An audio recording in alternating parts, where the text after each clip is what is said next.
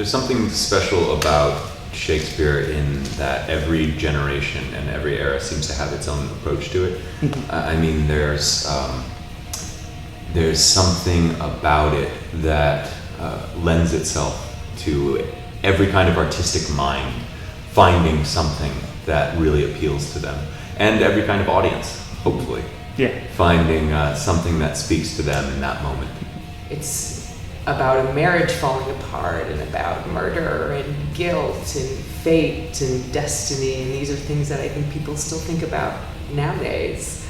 I think Shakespeare understood how to use language to get inside the details of human behavior more specifically and in more surprising ways than any other playwright who's ever lived has. And so I find that his plays have the potential to illuminate for us aspects of our own lives in more shocking and more specific ways than the work of almost any other writer.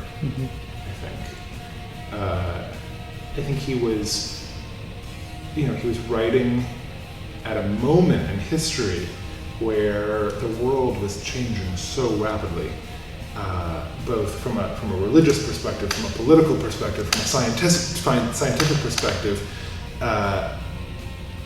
Humanity's understanding, or at least Western Europe's understanding, of their position in the universe was changing so quickly. And I think his plays give voice to that experience of standing in the center of a rapidly changing world in a way that actually surprisingly is still timely, and that we still gives voice to the dynamics of our own world.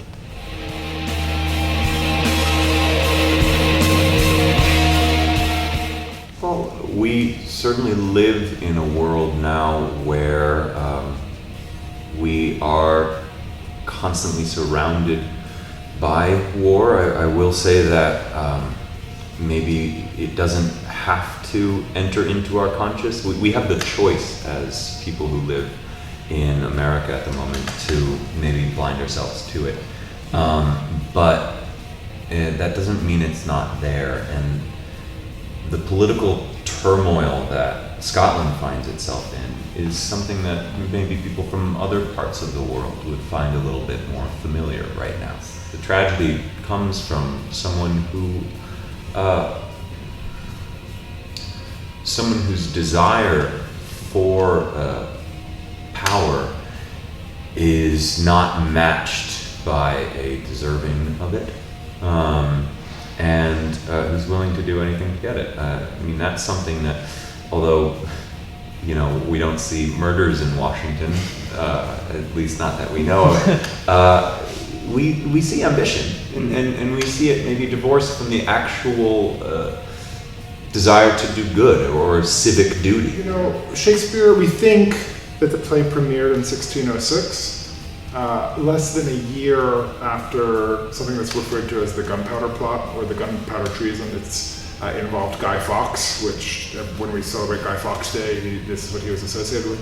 And what it was they caught, according to the government, they caught the people who were trying to do it before they did it. But if it had gone through, it would have been basically Elizabeth or Jacobean England's version of 9/11. It would have been actually, and I think in terms of the perspective of a Jacobean citizen, given their understanding and experience of the world, it actually would have been a far vaster, more devastating experience than even ours was on September 11th. Essentially, the plot would have killed not only the entire royal family, but the entire nobility of England. The government would have been just eradicated. Absolutely. And so this play that deals with incredibly rapid political change and the murder of a monarch in the midst of a time of troubles and worry I find that the way that it articulates national anxiety and national anxiety in the presence of war, incredibly timely.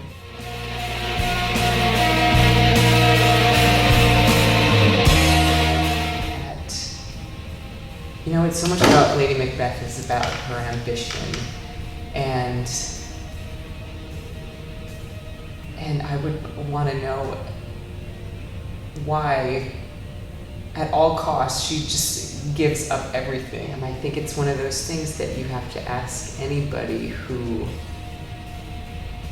wants something that, in order to get it, you're going to have to hurt other people or hurt yourself. Maybe not in the murder sense, but ruin some people's lives. Why is it worth it? I think she wants a better life for herself and her husband, but she doesn't realize that it's going to cost her everything. So what's the point in the end? Yeah. I would ask about his relationship to power and his relationship to Duncan. I would ask him to just take a moment and maybe think about what you're doing a little bit.